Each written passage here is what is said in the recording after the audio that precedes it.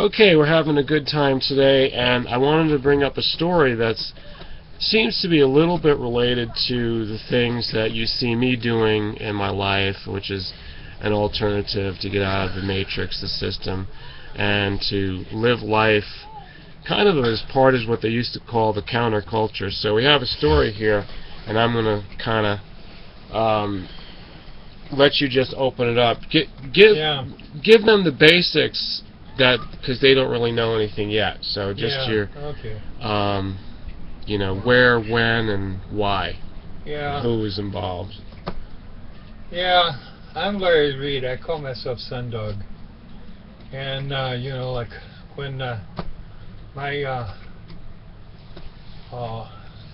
ex-wife and I were living in Phoenix with a child, then we really wanted to, you know, like to get out into, you know, like the country, you know, like and just live in the forest, you know, like or live in the, you know, in nature.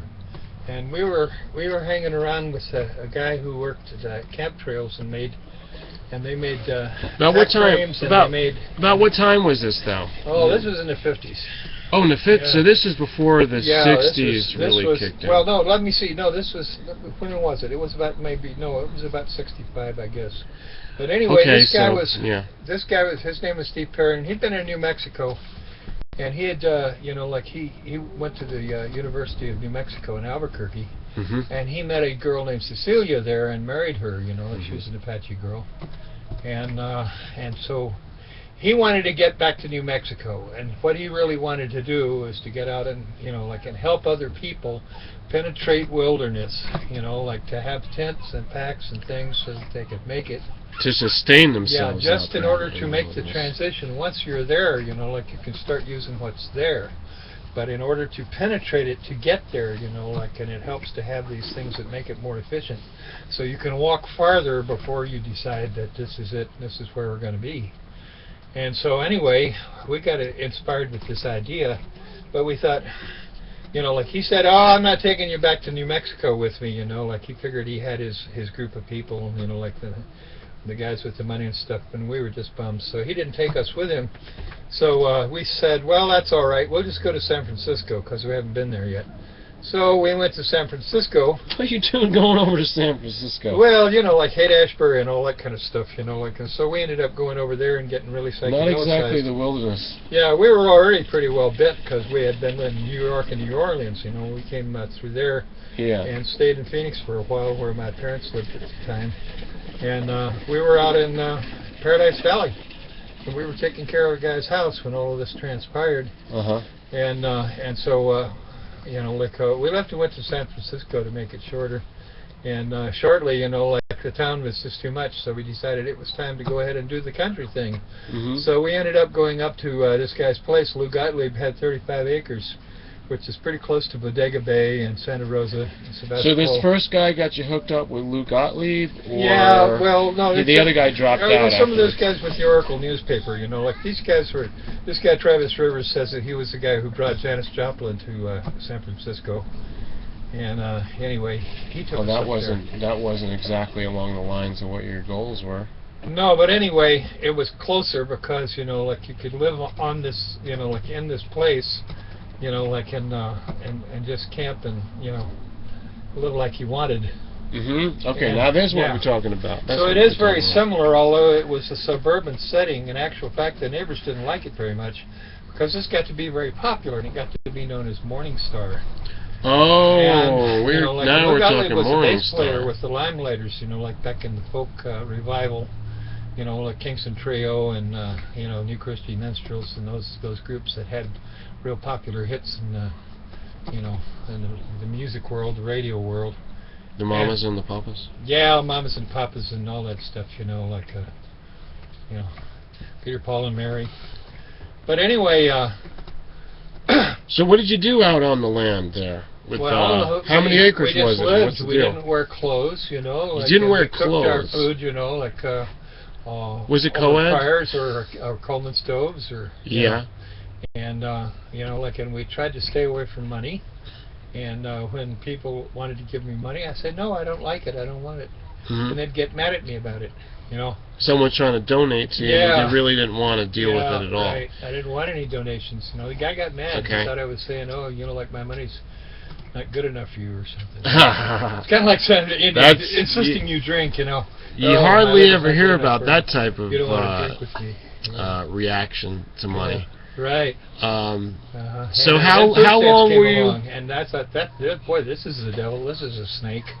You know. Like Oh, so it's food another. stamps. You thought it was another form of money. Yeah. Food stamps were. Which it another basically form of is. money, you know, and of course they Which tried to basically give us is. a hard time about it right away, trying to entangle us in their routine. How many people were staying out there as much as you were? I don't know. The population would really swell, you know, like sometimes. In fact, that place was always real flush, you know. And anyway, the city got down pretty hard on Lou Gottlieb, you know. Like How many structures did you have? These started shanties that finding you him. talk about. How many Oh, structures? there were quite a few, you know. Like I can't remember exactly because they're all spread out among these redwood trees, you know, small redwoods, you know, like new growth. So you had some shade. Yeah, there was a lot of shade. There was an apple orchard there. Well, you tell know, us like there was a little stream. tell us about your little structure that you made. Well, my structure was built on a redwood stump, you know, like, and it appeared in Time magazine. As a matter of fact, they had a picture of it in one of the special issues. Oh, so we can look it up. Yeah, you might be able to find that picture. Mm-hmm. You know, like there's a picture of my ex-wife Mm-hmm. without any clothes on, and a picture of Ramon Sender, who's one of the like magic people that lived there. You know, like it's still a part of our group, Mm-hmm. the Morningstar thing. Mm-hmm. And Morningstar has a newsletter, and there's probably a lot of stuff on YouTube. You know, like there are a lot of people who are very active. Right, so a lot of it Yeah, might come stuff, up if yeah. you search under these terms that Yeah, we're going to yeah, put on this Morningstar, video. yeah. I don't. Yeah. I haven't seen it on YouTube as of yet, but I didn't look for it. Yeah. Except for like a hippie commune. Or Morningstar Commune. You know, How many square footage was in your structure? well, my structure was probably about 15 by 50 foot square. Mm-hmm. You know, like it was made out of 2 by 3s and the lumber that I could scavenge, and it was quite beautiful. You know, like it was recovering from an overstimulated state. Oh my goodness. It really had something to do with my hands to build this thing, like continue something and take builds and that's what was like a country. Oh, there was like just one place that I Somewhere. had there.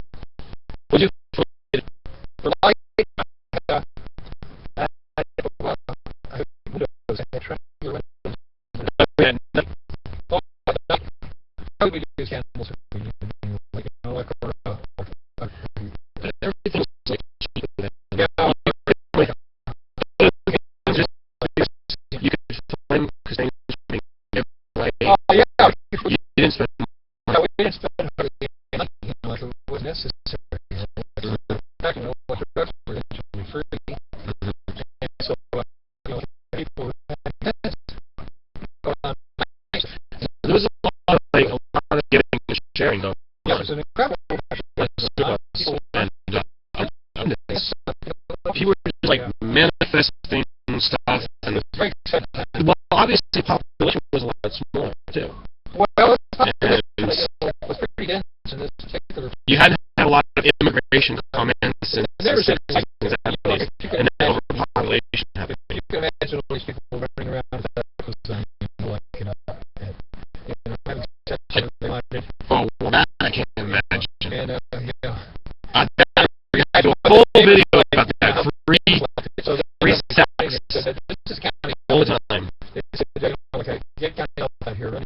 All right, let's do the next video. So they was kind of, you know, started putting people in jail. They took a bunch of us moved, you know, like a few miles to Scanning Bill Wheeler said, well, I'll never kick anybody off my land. So he said, you really mean that? You know, and he said, yes, I do. So a bunch of us went over there. So we lived there for a while. Then eventually, someone else went to Mexico and started doing the same thing.